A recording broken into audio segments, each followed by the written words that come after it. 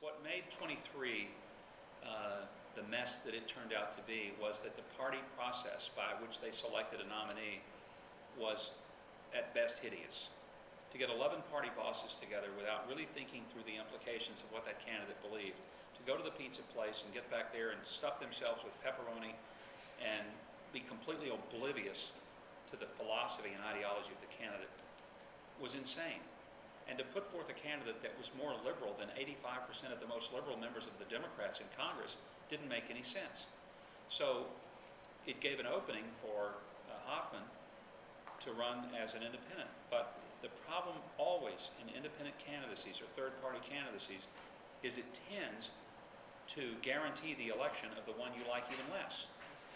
And it was sort of borne out of this. Now, when Dee Dee left, as she should have, then you had a two-person race, but her then throwing her support to the Democrats showed her true colors. But it was just a train wreck, a total train wreck. I don't blame Hoffman. Don't even blame Dee Dee. I blame the Republican Party establishment bosses who created the issue by putting somebody as the nominee that clearly was out of step with the Republican mainstream. My issue with that race and personal involvement was, first of all, I was never going to support Dee Dee. I made that clear. I've said that on national television repeatedly. Her position on life alone was reason enough. That's for me a non-negotiable. It's not a political issue for me. It's a moral issue. I'm not going to vote for somebody who is not for the sanctity of life. It's just simple. I'm not going to do it. They can be a Republican. I'll share the convention with them. I'll share the party with them. But I'm not going to vote for them or give them money.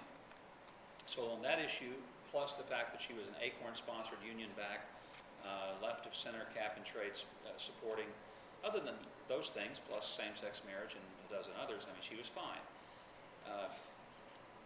But there were two issues for me, one of which was I felt like that as bad as the party process was, it was the party process in that district. Secondly, I had a personal issue because I had been invited over a year ago by the Conservative Party to go to Syracuse and speak at the awards banquet, which was last week or 2 weeks ago. And they had specifically asked me to not get involved in the race because they felt that if I came and made it a campaign event or injected myself into the race, it would be distracting from what they had been planning a year to do, which was honor 5 of their local Conservative Party heroes.